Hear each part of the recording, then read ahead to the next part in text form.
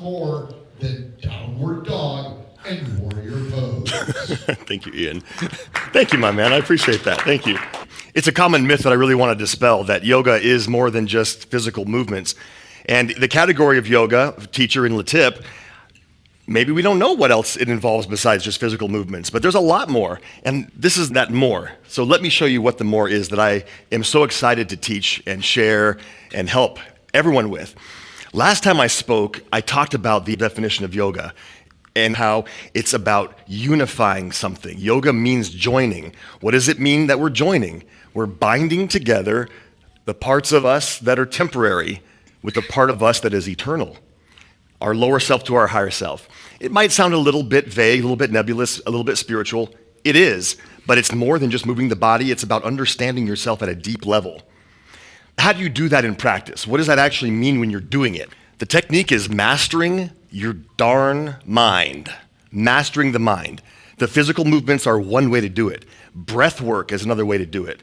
Focusing your mind on one thing, a prayer, a mantra, a candle, your loved one, bacon, which is what I meditate on, is a way to master the roaming tendencies of the mind. And there's something magic that happens. When you do get your mind focused on that bacon and you don't move it off the bacon for like 60 seconds with no other thoughts, 60 seconds, or in my mom's case, it'd be Jesus. I call it meditation, she calls it prayer on Jesus. Something magic happens when you do that. You master the roaming tendencies of your mind and you get in touch with something deeper and you find answers. The results of that are as follows. Lowers your stress and anxiety. You reduce your mental and emotional suffering. You achieve some peace and calm. It sounds too good to be true, but I only have 8 minutes, so I got to give you all the details in a really short time. This is real. Better holistic health, and then you begin to understand life and the world around you, and things become less confusing, and it makes more sense.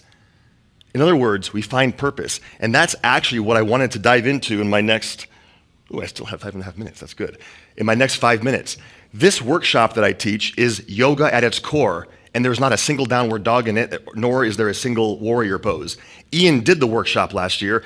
If you remember Sherry Petroni, she did the workshop last year. Summer Middleton has had me teach aspects of this to her staff. This workshop, I do it once or twice a year if there's enough interest mid-year in June or July. But every January, I do this workshop called the Clarity Workshop, Finding Your Path and Purpose. It's appropriate in the new year. A lot of us do New Year's resolutions. They usually don't work, right? What's the percentage, you think, of people that actually achieve their New Year's resolutions? Do you have any idea? 10%, 2%? Jeff, what do you think? Of people that achieve it? Wow, that's way harsher than I was thinking. I was thinking like 20% rule maybe. But there is a reason for that. And of course, you probably know the reasons. I'm lazy. I go back to my old patterns, yada, yada. That's the surface reason.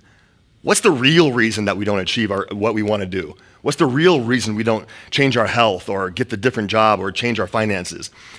This teaching helps us uncover that. And I wouldn't be doing this this will be the 7th time I'll be doing this workshop if it didn't work. It's based on a book called The 4 Desires by this guy named Rod Stryker, and here's the book. He's my yoga teacher that I've been studying with since 2014. And when I took this workshop my first time, made huge changes in my life, changed my trajectory. Things were achieved that I didn't even realize I was capable of. And since I took it my first time as a student, I thought, I have to teach this stuff. And it's yoga philosophy. It's yoga, but there's no physical aspect to it. There's physical. You move your pen, you write, you think about things, you discuss things. Those are physical. But it's not hamstrings and forward folding and back bends and such. In the workshop, we learn why most New Year's resolutions don't work. We discuss, we contemplate, we write, we do meditation. I guide you through breath work and guided relaxation, which is called Yoga Nidra. And we do a ton of this, self-inquiry.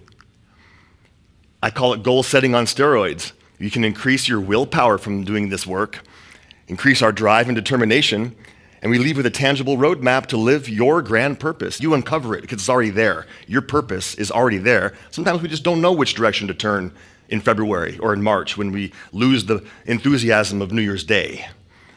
And this is the most important part of it, fail-safes, because we regress. It's like Jeff said, 1% of people achieve their New Year's resolution because we regress back. And that's why this is so magic. Most people, most of us, I'm sorry to say, we don't. I didn't for a long time achieve our goals. What are the 4 desires? Okay, the book is called The 4 Desires. The workshop is called Clarity Workshop. The 4 desires are as follows. We all need basic needs in life. We all need finances, shelter, transportation. However, not all of us think about the other aspects of what makes a fulfilled life a fulfilled life. These are aspects of understanding our purpose. If we don't fulfill our joy aspect, our freedom aspect, or our overarching purpose, we feel lack, we don't feel worthy, we feel stagnant, lost, perhaps, maybe. And these 4 areas need attention. Usually there's one that needs the most attention.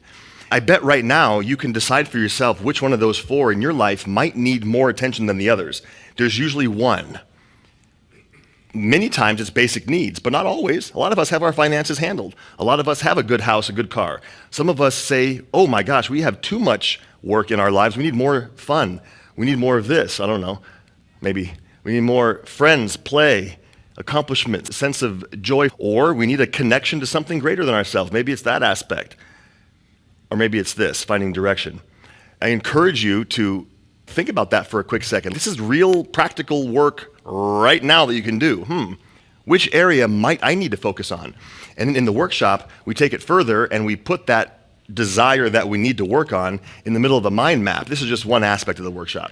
And then we draw lines and we add items to it that might reflect a fulfilled basic needs. What would come to mind if I fulfilled my basic needs? If that was the area that needed work, maybe it relates around money, maybe it relates around exercise, maybe it's a new car. And this is stuff that you can meditate on. This is yoga. This is meditating on what do I need? What does fulfilling that look like for me?